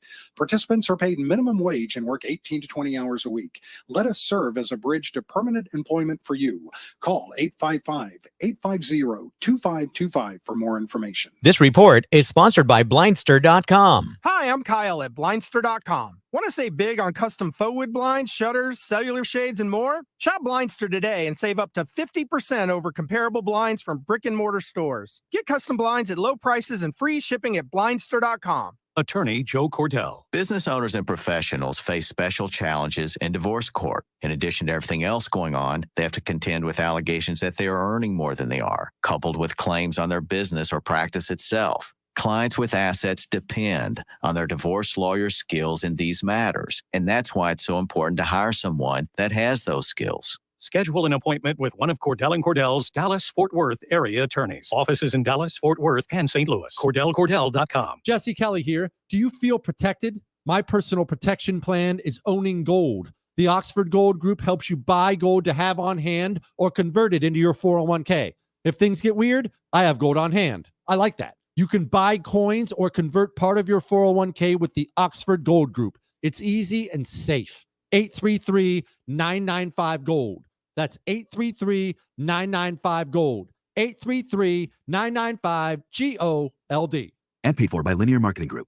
Are you drowning in debt? Are you struggling to make minimum payments? Did you know that on average, a household with at least one credit card struggles with over $17,000 in credit card debt? If this sounds like you, know that it's not your fault. Credit card debt happens to good people. Credit card companies lure you in with low introductory rates and low minimum payments. Before you know it, you're in over your head. We've helped thousands of good people just like you become debt-free with our Debt Reset program that will dramatically reduce your debt down to a fraction of what you owe. Our Debt Reset program is customized to get you debt-free in as little as 24 to 48 months with one low monthly payment. If you owe over $10,000 in credit card debt or even personal loans, call 800-480-7003 now. There are no upfront fees or out-of-pocket expenses. You don't pay a dime until we succeed. Call now to see how the Debt Reset program can work for you. 800-480-7003. That's 800-480-7003. Again, 800-480-7003. News Radio 690 KTSM. Live from the KTSM AM 690 studios, it's Talk El Paso with Andrew J. Polk. To be a part of the show, call 915-544-KTSM or follow on Facebook at facebook.com/Talk El Paso. Now here's your host, Andrew J. Polk. Thank you all so very much for joining us here for Talk El Paso, airing live on News Radio 690 KTSM. I am your host, Andrew J. Polk. Thank you for tuning in. However you may be doing so, be it on air, online, live, streaming through the free and reliable iHeartRadio app, or joining us over on the various social media pages. We're up on these days, a lot of comments coming in, or on the Facebook, YouTube, Twitter, and Twitch.tv. But, of course, there's a lot more conversation going on there. And, of course, those phone lines open, 915-544-5876, 915-544-KTSM. And, of course, Talk El Paso, brought to you in part by Sunland Park, Chrysler, Dodge, Jeep, Ram, Fiat. They've got, among other things, the new 2023 Dodge Chargers and Challengers get up to $3,500 off MSRP in their very spooky season deal. So find them 950 Crockett Street across I-10 from the former Sunland Park Mall, now the shops at Solana, Sunland Park, Chrysler, Dodge, Jeep, Ram, Fiat. So phone calls coming in, but again, if you want to get on that line, still do have lines available, 915-544-5876, 544-KTSM, and other comments coming in, including about sustainable energy, other options, electric vehicles coming into the conversation as often ends up going into there. So Willie Jenkins, among other things, saying the Corps of Engineers has some excellent projects, and it sounds like that would be the kind of thing to be looked at. But anyway, a lot of other conversation, commentary back and forth on what's going on there. So if you want to wade in there as the Thunderdome comments often comes in, go right ahead. But let's go back to those phone lines now. We do have Richard in Northeast on line with us here right now. Richard, thanks for joining us. Thank you. Some very interesting discussion. Just a couple quick points. Mm-hmm. I fully agree on the problems with the driving in El Paso because I'm on the roads a lot, so that speaks for itself. But some common courtesy and defensive driving comes to mind on that note. And also, a good discussion on renewable energy. I've been arguing that for years. I do study it. If you want an example of a good thermal, just Google Iceland and what they're doing up there. Oh, sure. But again, that's kind of regional. You kind of hit on that. I think you brought some good information as far as that's concerned. But what I really want to hit on is the downtown proposals. You know, I'm kind of mixed on that, but for years, you know, I kept it kind of split. And let me backtrack. I've mentioned this on your show before. You know, my hometown's Phoenix. But when I first came to El Paso in 1996, I was going around downtown in the evening, and it was just kind of appalled that there was nothing going on, nothing. And at that time, Phoenix and other cities were revitalizing their downtown areas to bring life back to the downtown and bring people down. Now I see that, but at the same time, as you mentioned, in downtown El Paso, it's pretty landlocked and limited. However, to kind of follow up on what you're saying about the city hall, you're talking about the one over there by the old El Paso Times building, correct? Yeah, that's city. I think they technically call it City 1, but it's where City Council meets. It's where the major operations are. So I feel like it's pretty fair to call that City Hall if it doesn't quite call it. But yeah, it is the old El Paso Times building. It's listed on El Paso City Hall, so it's on near Campbell and Mills, the one I'm talking about. Yeah, because I used to work there. You know, where they used to distribute the papers. And as far as every time I drive by, there's nothing going on there anymore. I would have to agree, and what I would suggest if they get to that point, you know, the problem that always comes up when the discussion is parking. Sure. But being from Phoenix and other cities that have done this, putting venues downtown, what they do is they take any available lots or old buildings and turn some of them into multi-level parking garages like they have by UTEP. Sure. That's one way, but then the problem is if you do put something there, you're going to want to, you know, if you have a venue that you put something there, people tend to park in the local neighborhoods, and then you're going to have to probably do something like get, you know, parking permits for the local residents. So, you know, they're exempt, but people who try to park there, heavy ticketing. So it's just, those are some things to think about. But I'm kind of on board with that, you know, your suggestion. But again, the means to get to that point, that's another story. I mean, sure. And I mean, it's not a simple, hey, just build into the rail yards. I mean, there has been a lot less than the rail yards. It's still active, and it's still active rail lines. And basically, for those that are unfamiliar, the way railroads work in not even just Texas is specifically an example as well, but in the country, is they're basically their own level of government. They literally have their own police. They have their own police department here in town, and they have their own inspection stations. And that's why, as much as, sure, what was it, Stand By Me, walking along the railroad tracks, you can get busted for walking along railroad tracks, and it often happens around here. I've seen it happen. So point is that they don't really ever have to play ball unless they want to. There is no eminent domain when it comes to railroads because they've got their own federal stuff saying no, basically you can go pound sand unless you're giving them something they want. It's why in the past that basically the most interaction that has happened with the railroads overall has been basically anytime the city has wanted something, what the railroads want is to be able to move their cargo faster and easier. And given the way that El Paso developed and that we have all of these railroad crossings and areas,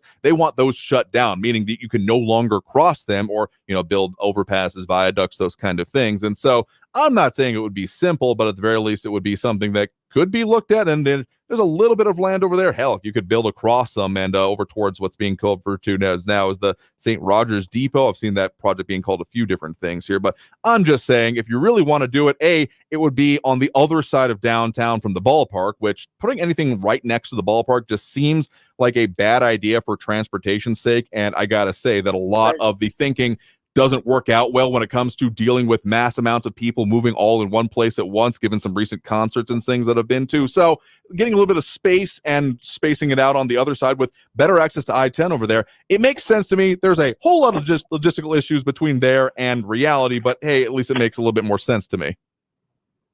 Right. And, on that note, if I may add one more thing, if you ever do this concept, we're suggesting, is also consider a revitalization of Texas Avenue like they do in other cities. Sure. They take one of those streets and just, it would be nice to brighten it up, and that would also bring business downtown as well. But again, you got to consider parking structures. So these are just some ideas I would be willing to give some input at any future meetings in the future, or meetings in the future. I think it could be done. I think it could possibly. I mean, nothing is ever impossible, just less feasible. And I'm not calling this the one the most feasible. It's a little bit tongue in cheek, being like, hey, you blew up the first city hall. You got to do it this time around if you want to get the next major downtown venue. But I see there's being some, at least in terms of the space around it, more viable than, some of these other shoehorning up. I mean, it's all shoehorned if we're still talking about downtown, but we're just going to accept that that's going to be the part dominating the conversation. There's still more that I think we could do. Right. Take care. All right. Thanks a lot. Appreciate the point in the call. Have a good one there as well. All right. And with that, let's go ahead and take that next break right now. Coming out of this break, we'll got more calls on the line. And if you want to get on the line, again, line's available and open right now. When one call ends, the line becomes available. 915-544-5876, 915-544-KTSM. Back after this break with more Talk El Paso here on News Radio 690 KTSM. Stay tuned.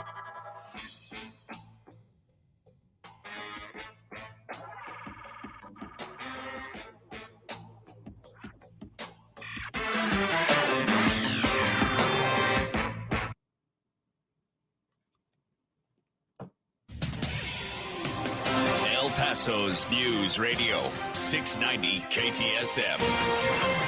Hello, everyone. This is Robert Olguin with your KFOX 14 News Update. A suspect who barricaded himself inside a gas station convenience store in the Upper Valley was shot and killed by El Paso police this morning. Officers responded at about 1 a.m. to the Speedway gas station on Mesa and Donovan. For several hours, SWAT officers were heard calling out commands to the individual inside the store. Police officers say the suspect came out pointing a gun at officers. A SWAT officer shot the suspect. He was taken to the hospital where he died. He was 33 years old. A man is charged with triple murder after a deadly high-speed crash in the Lower Valley. It happened Saturday at the intersection of South Americas and South Zaragoza. Police say 21-year-old Carlos Martinez was the person responsible for the crash. Prior to the crash, an officer tried to pull Martinez over for speeding, but he allegedly took off. Martinez then took the Zaragoza exit near Americas before running a red light and crashing into 3 other cars. Police say it's unclear why Martinez tried to flee. A 31-year-old woman and 2 people trapped inside the car with her, a 27-year-old and an 8-year-old girl, all burned to death. This has been your KFOX 14 News Update. I'm Robert Olguin. Traffic all day. News Radio 690. An earlier crash, I-10 eastbound at McRae, is cleared. All lanes are back open except for the on-ramp at McRae Boulevard. The entrance ramp's still blocked, and there's a backup. Traffic's moving, but there's an 8-minute delay. I-10 eastbound Vincent Tourette is a 5-minute delay, and heads up for a semi that's blocking the right lane in the Lower Valley, northbound of the Loop at the 10 Gateway. Kerry Edwards, El Paso traffic. From the KFOX 14 Severe Weather Center, I'm Chief Meteorologist Brad Montgomery. Temperatures are going to be warming up toward the middle part of the week, and then we'll start to cool things back down some by the end of the week. Partly cloudy for your Tuesday, high around 86 degrees for tomorrow. We'll see breezy conditions, hot afternoon for our Wednesday, high around 91, and then numbers start to come back down. Mostly sunny for your Thursday, high around 84. From the KFOX 14 Severe Weather Center, I'm Chief Meteorologist Brad Montgomery. This report is sponsored by Dell Technologies. Dell Technologies has made finding the perfect gift for anyone on your list easy with a carefully curated selection of top tech. At Dell.com/gift guide, you'll find our latest PCs powered by Intel Core processors and much more. Shop now at Dell.com/gift guide. Is your old car really scary? Does it smell dreadful? And run awful? Wake up! El Paso, the nightmare is over. Ivan Ochoa, General Manager of Sunland Park Chrysler Dodge Jeep Ram Fiat. We'll take your scary old trade, even if you owe thousands more than what it's worth, so you can upgrade to a new or certified pre-owned vehicle for less. Plus, during Ram Power Days, get 0% APR for 72 months on 2023 Ram 1500 Lone Star Bighorn Crew Cab trucks. 2023 Jeep Gladiator trucks and Jeep Grand Cherokee take 10% off MSRP and $3,500 off MSRP on 2023 Dodge Charger and Challenger. Worried that your credit will make your car buying scary? Sunland Park Chrysler, Dodge, Jeep, Ram, Fiat has partnered with even more lenders that will push to approve your credit, even if your credit is less than perfect. Save thousands in only minutes at Sunland Park Chrysler, Dodge, Jeep, Ram, Fiat, where buying a car is fun. At I-10 at Sunland Park Drive or online at sunlandparkdodge.com. $13.89 per thousand finance includes factory rebate and dealer discount plus TTNL on select vehicles with approved credit. Offers not combined. For the local issues and discussion you won't get anywhere else, turn to Talk El Paso. Weekdays at 4 right here on News Radio 690 KTSM. Brought to you in part by the El Paso Community Foundation. Sound off on what matters to you. Monday through Friday, 4 to 6 p.m. And let's talk El Paso. Hi, I'm Kyle at Blindster.com. Want to save big on custom faux wood blinds, shutters, cellular shades, and more? Shop Blindster today and save up to 50% over comparable blinds from brick and mortar stores. Get custom blinds at low prices and free shipping at Blindster.com. This report is sponsored by Blindster.com. News Radio 690 KTSM El Paso. Live from the KTSM AM 690 studios, it's Talk El Paso with Andrew J. Polk. To be a part of the show, call 915-544-KTSM or follow on Facebook at facebook.com/Talk El Paso. Now here's your host, Andrew J. Polk. Thank you all so very much for joining us here for Talk El Paso, airing live on News Radio 690 KTSM. I am your host, Andrew J. Polk. Thank you for tuning in, however you may be doing so, be it on air, online, live streaming through the free and reliable iHeartRadio app, or joining us over on the various social media pages we're up on these days, facebook.com/Talk El Paso, the Talk El Paso channel over on YouTube, Twitter at Talk El Paso, or twitch.tv, Andrew J. Polk.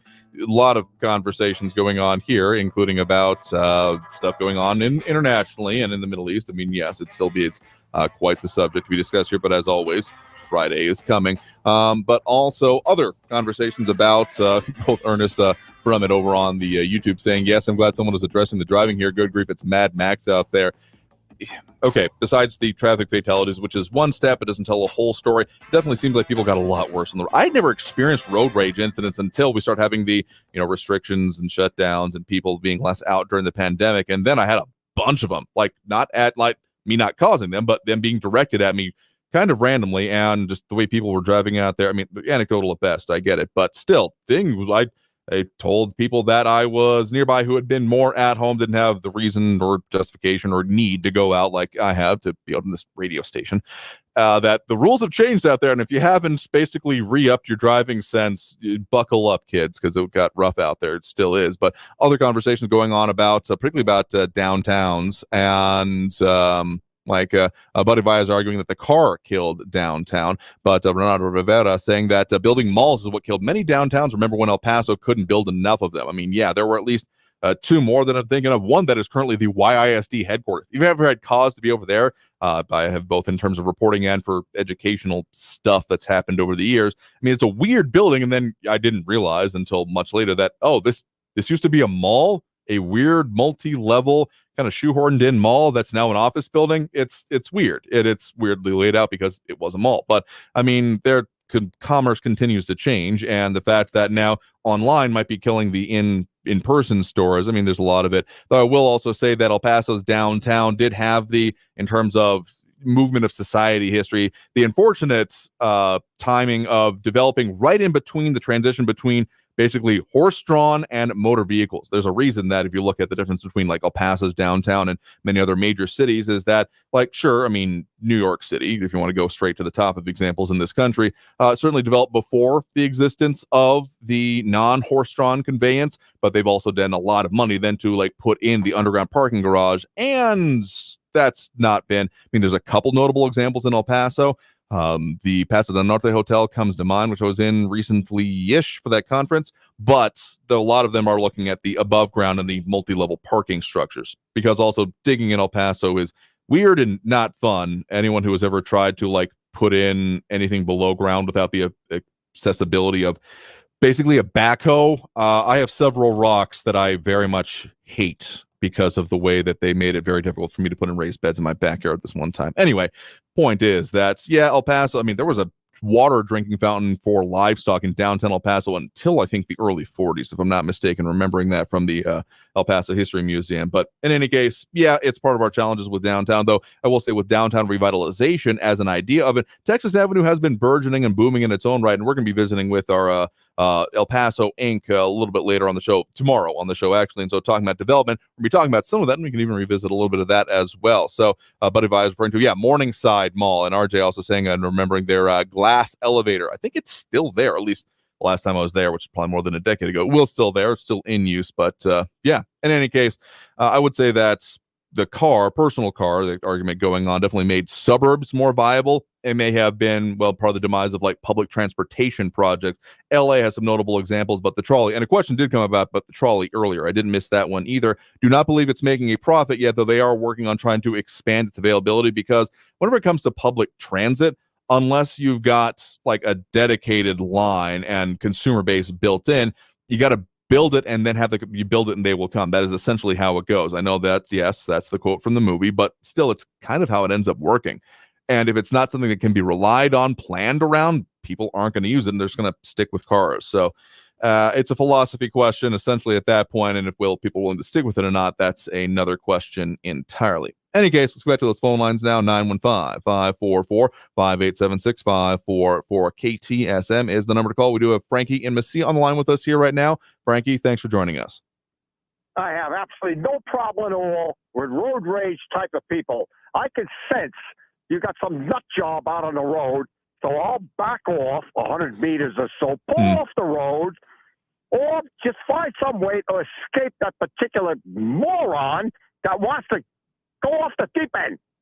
So that's what you need to learn out there, ladies and gentlemen of Southwest Border Region. Don't engage road rage people. Let them do their nutty stuff, because obviously fate will find them and then do them in, or some of your El Paso lovely police officers. Now, I asked Amber, what's the topic of the day? And she said something about school voucher and some gruesome thing. What is this gruesome thing you're talking about? So we had a few incidents on the roadways here in the Borderland region, both up in Las Cruces or nearby, if there was a shooting at a Little Caesars in Las Cruces. But the gruesome thing was and the reason it was more gruesome than usual, not that it was at any less impacting for the individuals involved, there was video of it, specifically of a crash that happened near South Americas and South Zaragoza, where a guy exiting off I-10 high speed blew through a stoplight, crashed into multiple cars, resulting in at least 3 deaths and more injured, particularly after one of the cars caught fire. It was caught on video, as it was that it's believed to be, I believe the person who was then being arrested is then shown on video being tased right immediately adjacent to the vehicle by law enforcement, a number of them from different agencies surrounding it at that point. Oh, all right. So now I know what that is. But I mean, what are you talking about here? I mean, this goes on and on and on. Whether it's the United States, El Paso, Messia, Albuquerque, all over the world, you got human nut jobs out there that do stupid stuff. And it becomes so commonplace, it almost becomes complacent, which is sad, because it should never be that way. But I don't know how I do know how to answer that. But the point is, I mean, it's just the way we do things here in America. I mean, that's it. But I want to just say something. I mean, it's just nuts. Everything's going wrong there, and that. We're 14 different ways of Sunday. But it's a little bit off topic here. But going back into the situation where so many Americans are complaining about inflation, the cost of bread, eggs, this, that, whatever. Sure. And the thing that just blows my mind, Andrew, and everybody else out there in the Southwest Border Region, I tuned in to TV Sunday, and all the football games, and every single one of those stadiums was jam-packed with fans. Then the baseball games, and the tiddlywinks people, or whatever the heck you got out there. Now, if it is that bad with the inflation stuff, where are these people coming up with money to pay $400 for a football ticket? That's my opening comment. And I get it. And I mean, there's no telling. I mean, I'm sure in some of these, watched some football over the weekend, wasn't the major focus. We got some other things going on at the moment. But I mean, there wasn't a necessarily like empty stadiums at any of the ones that I did get to catch a glimpse of. And again, it's a decision of what are they going to do. And let's be honest that there's a lot of conversation. What happens with economics in this country is not around like, okay, are you starving or not? That's never really been, at least in my lifetime, the conversation the way it exists here. I mean, even when it comes to federal assistance programs, the way that they value and they do the, poverty level, it's not just at that amount, I forget the amount offhand, but it's at what amounts double or triple or like 5 times of that are you at and you still qualify. So the standard of living and the way that it's often talked about both within governmental things and for the average person is not just are you able to not die, but are you able to therefore enjoy the life? Bread and circuses kind of reasoning if you really want to go down that route with it. But more importantly, it's about are you able to not just, nose the grindstone, work, sleep, eat, repeat, but are you able to enjoy it? And that's where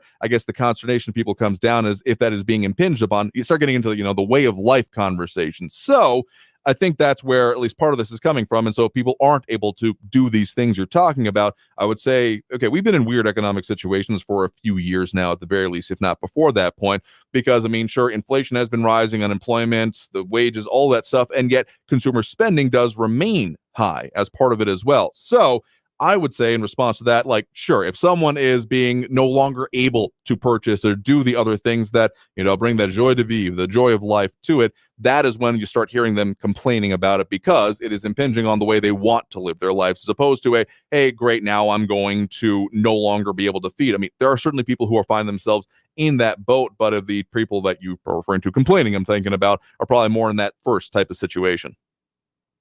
Well, it's absolutely silly. Things run in cycles. Come on, people. The economy just does not keep it going up, up, up, up, up, up. It goes up and down, up and down, sure. Up and down. So I understand what you just said, and it made perfect sense. The point is, when people think that they're supposed to be able to get 30 cents for a dozen eggs and pay $200 for a football ticket, and one or the other becomes more empowerable, well, that's the way it is. And then you complain about the fact that something costs more, but yet you still spend insane, stupid money for some stupid football game and some stupid sports things with all these people running around with their stupid-looking uniforms and their goofy-looking costumes. Give me a break. I don't want to hear it. That's my only comment. And I mean, I get what you're saying as being like you're complaining about the non-important stuff, but let me think about it this way. I've personally experienced it in my own life in a way I didn't expect to. Like, I remember growing up with I used to be able to go downtown with a dime and be able to get to the movies, buy a popcorn, and get the road back. I mean, like, sure, those days are long gone. I used to think like, okay, stop complaining about it. And yet I found myself going that similar type of being like, wait, stuff costs how much now? So I'm not going to necessarily, like, sure, in the intermediate, like the idea of, eggs going up a bit, besides the price hikes that we've seen when there has been the lack of the supply and the supply issues coming along with it. Sure, those are, temporary, but even just with everything getting more expensive, it starts becoming are the decisions of the way I've even structured my life viable anymore because of with everything costing more, does this end up working out? So I found myself being like, man, I remember when stuff used to cost X, and then I kind of hit myself in the forehead thinking like, wow, I'm really talking like that right now. So I guess the best way to put it, if you've ever seen penguins down in the Arctic, any of the movies about them or the documentaries about how they live their life, the way that they enter into a body of water is they don't all just dive in because they don't know what's in the water. They don't know if they're, the seals, killer whales, what have you. So they'll all be in this massive group right at the edge. And they'll start edging forward and edging forward and edging forward until someone drops in and they'll all look and crane to see what happened to that person. And then if it's clear, they'll start going more slowly until they all end up going in. Now, not talking about saying people should be jumping into the water, but that's, I guess, kind of the best visual for this situation of we have a bunch of people on the edge and an increasing amount on the edge. And if more people are being pushed off the edge of no longer be able to sustain their economic situation, the bigger splash you start getting. That's when we start hearing more about this because, well, you've got more. I mean, okay, what's the phrase that a recession is when your neighbor loses their job? A depression is when you lose yours. And we have a lot more people getting into the second part of not necessarily losing the job, but of having their economic situation pushed off the edge. No, I guess notwithstanding, that was very funny, the penguin bit. And because I've seen that myself and many other species, they waiting for somebody else to test the water, so to speak. That was so funny what you just said there. But no, you're right. No, I mean, listen, this is modern society. I mean, nothing, especially with the human aspect of it, nothing remains constant. There's change every which way to Sunday. And if you can't adapt, then boo on you. That's the way it is. You're going to complain about the $6 eggs and still spend $400 for a stupid football ticket? That's on you. And that's my ending comment. Fair enough. Well, appreciate the point in the call. You have a good one there. Okay, Andrew, take care. And with that, we got to take that next break right now. Coming out of this break, tell a little bit more about what we got coming up for you on the program, including some interviews coming up later this week. So stay tuned. More Talk El Paso here on News Radio 690 KTSM. Back in a minute, y'all.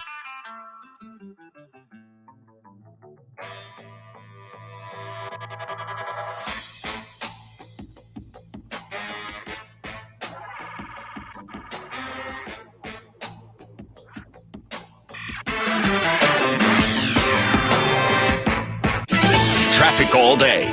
News Radio 690. I-10 westbound downtown, an accident's blocking the exit ramp at exit 19B. I-10 eastbound, an earlier crash at McRae is cleared, all except for the I-10 eastbound on-ramp from Gateway East at McRae. That is still blocked due to that earlier crash. And there's still a backup on the I-10 eastbound back to Capillo with 5-minute delays. Kerry Edwards, El Paso traffic. This report is sponsored by Blindster.com.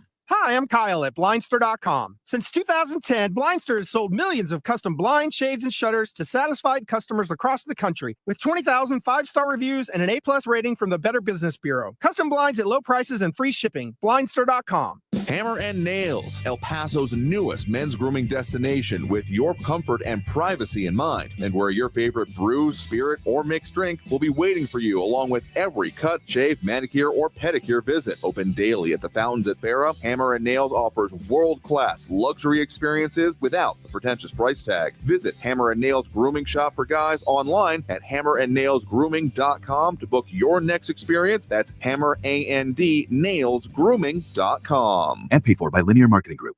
Are you drowning in debt? Are you struggling to make minimum payments? Did you know that on average, a household with at least one credit card struggles with over $17,000 in credit card debt? If this sounds like you, know that it's not your fault. Credit card debt happens to good people. Credit card companies lure you in with low introductory rates and low minimum payments. Before you know it, you're in over your head. We've helped thousands of good people just like you become debt-free with our Debt Reset program that will dramatically reduce your debt down to a fraction of what you owe. Our Debt Reset program is customized to get you debt-free in as little as 24 to 48 months with one low monthly payment. If you owe over $10,000 in credit card debt or even personal loans, call 800-480-7003 now. There are no upfront fees or out-of-pocket expenses. You don't pay a dime until we succeed. Call now to see how the Debt Reset program can work for you. 800-480-7003. That's 800-480-7003. Again, 800-480-7003. The Rotary Club of El Paso has presented the El Paso Wine Fest for 10 years. This event has emerged as the Borderland's premier wine and food festival and serves as Rotary's largest fundraiser. When you attend El Paso Wine Fest, you support local charitable initiatives like our 100-plus year legacy Christmas Children's Party for over 4,500 Head Start children, the Texas Ramp Build, our free Rotacare Medical Clinic, and more. Join us for El Paso Wine Fest on Saturday and Sunday, October 21st and 22nd. Tickets available at elpasowinefest.com. El Paso's News Radio 690 KTSM. Live from the KTSM AM 690 studios, it's Talk El Paso with Andrew J. Polk. To be a part of the show, follow on Facebook at facebook.com/Talk El Paso. Now here's your host, Andrew J. Polk.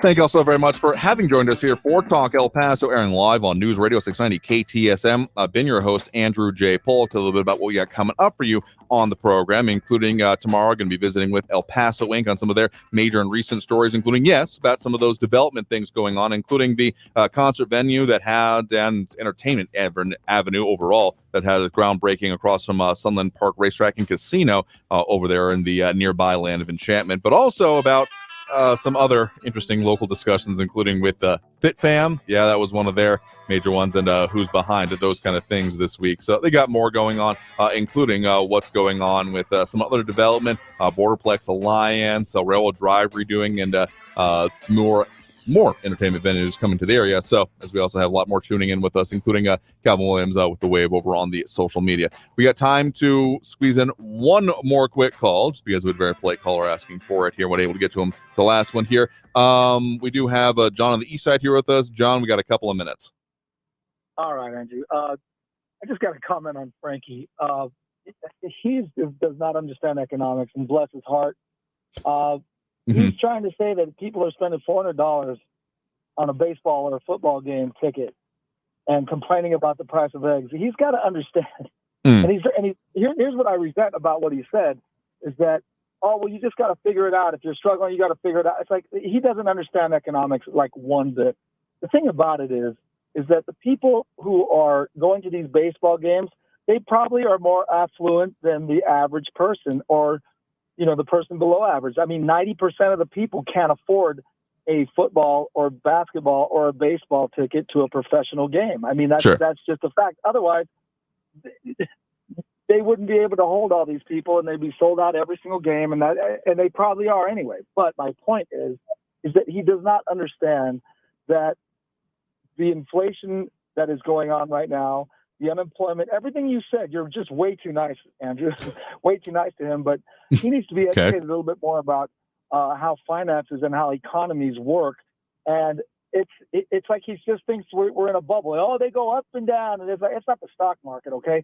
This is inflation. This truly affects people's lives. And it certainly does. And again, individuals are going to make decisions that I may not agree with when it comes to their finances. Like, I'm aware of at least one person who sold their house to go to an overseas concert. And I got to wonder, so was it that good of a concert that you can live there? Or how does your life work after that point? So there are always going to be individuals that make that was a boneheaded decision, but that is how life and, a free society works. People have the freedom to make boneheaded decisions. It just needs to stay only their problem. But yeah, in the larger aggregate, if we're talking about everyone having issues with it, and frankly, I mean, people going out and doing things, we do now. I mean, this is not the economy we had 10 years ago, 20 years ago, 50 years ago, when we were primarily in manufacturing. We are a service economy. So having people do things is what keeps the economy going. So it's a good sign that people are able to do that. But if that starts being eked out and maybe being put on the edge of it, it becomes more of an issue. And frankly, if people stop doing that, we'd be having even more economic difficulties. So, I mean, it's a complicated, interconnected situation. But just because people are going to sporting games doesn't mean other people aren't feeling the economic pain, certainly. Absolutely. And just, to credit Frank, I'll give him credit for one thing. He did say that it's your own fault if you're doing, just exactly what your point was, what your example was. Yeah. The people are spending money and buying, instead of buying groceries for themselves. Well, that's stupid. Okay. But that's not, that's the exception. I don't think that's the rule. I should hope not. Otherwise, we got a lot of other problems, which we might anyway. But I do appreciate the point in the call. You have a good one there. You too, Andrew. Thank you. I do know some people who'd be willing to risk it all for concert tickets, but again, would not recommend that as a good course of action.